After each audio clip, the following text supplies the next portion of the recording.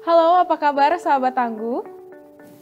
Kami hadir membawa informasi upaya Indonesia dalam membangun ketangguhan bangsa menghadapi bencana. Disiarkan dari studio BNPB, inilah program Kilas Sepekan. Kita mulai dari berita pertama. Banjir bandang yang melanda Provinsi Sumatera Barat pada tahun 2024 lalu meluluh lantakan banyak infrastruktur di ranah Minang itu, tak terkecuali jalan yang berada di kota Padang Panjang. 1 tahun berlalu, jalan itu kini sudah bisa diakses kembali untuk aktivitas warga. Kepala Badan Nasional Penanggulangan Bencana meresmikan 2 infrastruktur vital yang berada di Kota Padang Panjang pada Jumat 4 Juli 2025. Jalan dan jembatan itu merupakan 2 infrastruktur vital yang sempat rusak akibat banjir bandang tahun 2024 lalu. Infrastruktur pertama yang diresmikan adalah Jalan Lubuk Mata Kucing di Kelurahan Pasar Usang, Kecamatan Padang Panjang. Jalan ini merupakan akses utama warga yang menghubungkan Kabupaten Tanah Datar dan Kota Padang Panjang. Infrastruktur lainnya adalah Jembatan Tanah Bato di Kelurahan Ganting, Kecamatan Padang Panjang. 2 sarana vital tersebut dibangun menggunakan dana siap pakai BNPB dengan total sebesar 9,3 miliar rupiah. Dengan diresmikannya jembatan dan jalan di Kota Padang Panjang ini, Suharyanto berharap aktivitas sosial dan perekonomian masyarakat sekitar kembali seperti sedia kala. Kepala Badan Nasional Penanggulangan Bencana, Letjen TNI Dr. Suharyanto, didampingi Sekretaris Utama dan jajaran pimpinan tinggi BNPB, melakukan audiensi dengan Kementerian Perencanaan Pembangunan Nasional atau Bappenas di Jakarta pada Senin 7 Juli 2025. Dalam pertemuan ini, Kepala BNPB menjelaskan kepada Menteri Perencanaan dan Pembangunan Nasional atau Kepala Bappenas, Rahmat Pambudi, mengenai konsep pembangunan ekosistem aksi dini manajemen bencana di Indonesia. Audiensi ini bertujuan untuk meningkatkan sinergi antar kementerian dan lembaga pemerintah agar dapat mewujudkan Asta Cita poin ke-8 tentang pembangunan berkelanjutan dan pelestarian lingkungan yang dicanangkan oleh Presiden Republik Indonesia dan tetap berkoordinasi secara intens dalam setiap langkah-langkah penanganan bencana di Indonesia. AHA Center bekerja sama dengan Pusat Pendidikan dan Pelatihan Penanggulangan Bencana atau Pusdiklat PB BNPB menyelenggarakan pelatihan bagi calon pelatih ASEAN Emergency Response and Assessment Team atau ERAT pada 7-11 Juli 2025 di Kota Bandung, Jawa Barat. Sebanyak 16 peserta dari BNPB, Basarnas, dan Palang Merah Indonesia mendapatkan pelatihan sebagai pelatih yang nantinya akan menjadi fasilitator pelatihan pelokalan ASEAN ERAT. Semua peserta pelatihan merupakan personel ASEAN ERAT yang telah mengikuti pelatihan dasar dari AHA Center.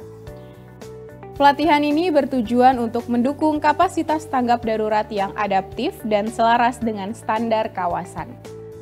Materi kurikulum menitik beratkan konteks krisis dan darurat tersebut, antara lain mengenai sistem kemanusiaan regional dan internasional, koordinasi sipil militer, kaji cepat, manajemen informasi, relasi dengan media, logistik kemanusiaan, keamanan dan keselamatan, serta kesiapan personel.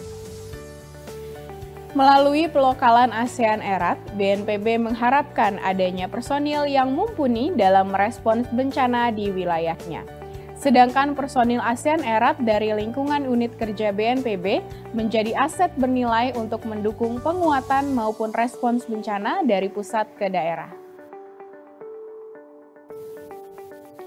Kepala BNPB Letjen TNI Dr. Suharyanto beserta jajaran pejabat tinggi di lingkungan BNPB menghadiri rapat kerja dengan Komisi 8 DPR RI bertempat di Gedung Nusantara II DPR RI, Jakarta pada Selasa 7 Juli 2025.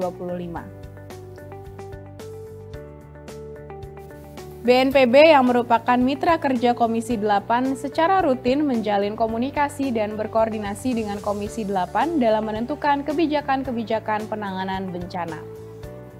Kali ini, rapat membahas capaian kerja dan realisasi anggaran pada tahun 2024, serta membahas sejauh mana program kerja dan anggaran di tahun 2025 yang telah dijalankan oleh BNPB.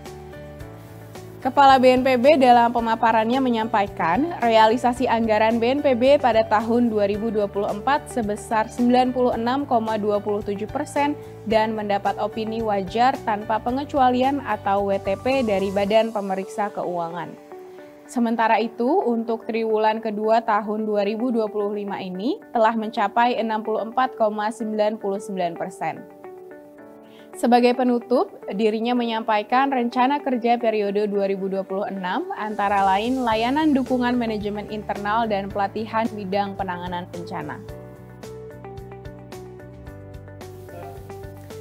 Kepala BNPB Letjen TNI Dr. Suharyanto mengisi pembekalan materi kepemimpinan bagi CPNS BNPB tahun anggaran 2024 di INA DRTG Sentul pada 8 Juli 2025. Dalam pembekalannya, Kepala BNPB menekankan pentingnya integritas, loyalitas, dan kesiapsiagaan sebagai landasan dalam menjalankan tugas di lingkungan BNPB. Ia juga mengingatkan bahwa ASN BNPB harus menjadi bagian dari generasi baru yang adaptif, cepat tanggap, dan siap bekerja dalam kondisi kritis, terutama saat menghadapi situasi darurat bencana. Kepala BNPB mengharapkan agar para CPNS memiliki kesadaran akan tugas strategis mereka dalam membantu negara melindungi masyarakat dari ancaman bencana. Pembekalan ini merupakan langkah awal yang penting untuk membangun fondasi pengetahuan tentang tugas pokok, fungsi, dan struktur organisasi BNPB. Dengan pemahaman yang mendalam tentang peran dan mekanisme koordinasi penanganan bencana, para CPNS diharapkan siap berkontribusi di medan bencana. Badan Nasional Penanggulangan Bencana dan Komisi 8 DPR RI mengadakan Focus Group Discussion atau FGD yang diselenggarakan di Jakarta pada Selasa 8 Juli 2025. FGD tersebut dihadiri Wakil Ketua Komisi 8, Ansori Siregar, dan dihadiri berbagai pejabat tinggi Eselon 1 dan Eselon 2 BNPB. Dalam FGD ini, dibahas berbagai strategi rencana kerja dan anggaran yang akan digunakan pada tahun 2026.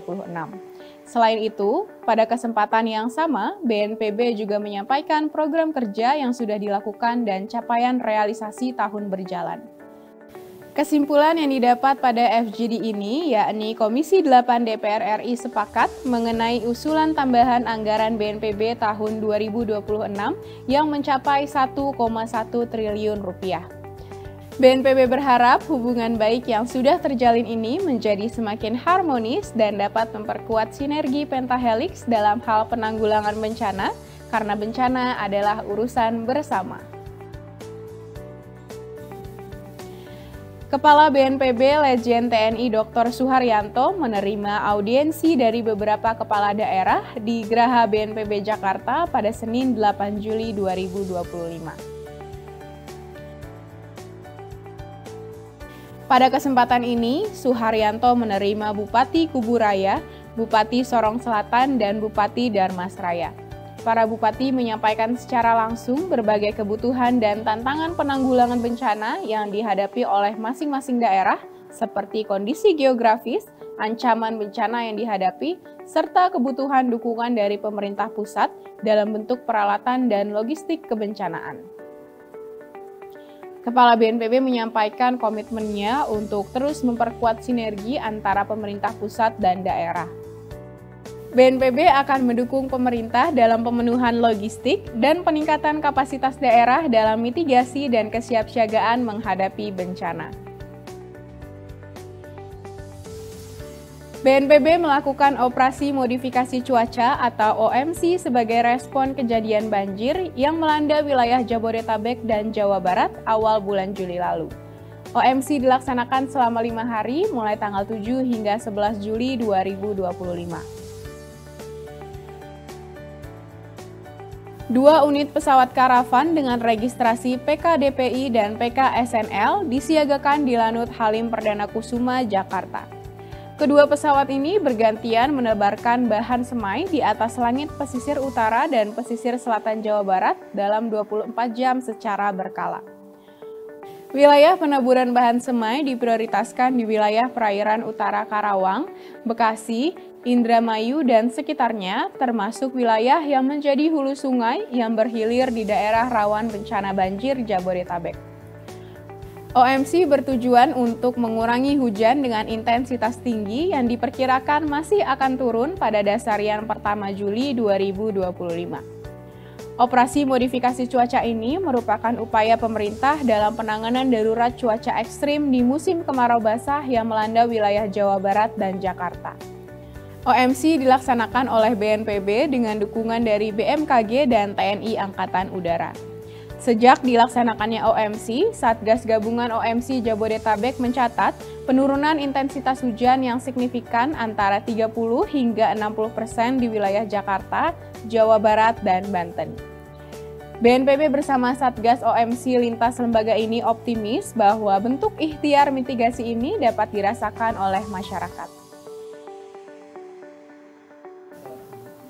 Sahabat Tangguh, demikian giat pelayanan publik BNPB minggu ini yang kami rangkum dalam program Kilas Sepekan. Mewakili seluruh tim yang bertugas dari studio BNPB, saya Alia Faradila undur diri. Sampai jumpa di Kilas Sepekan berikutnya. Salam Tangguh!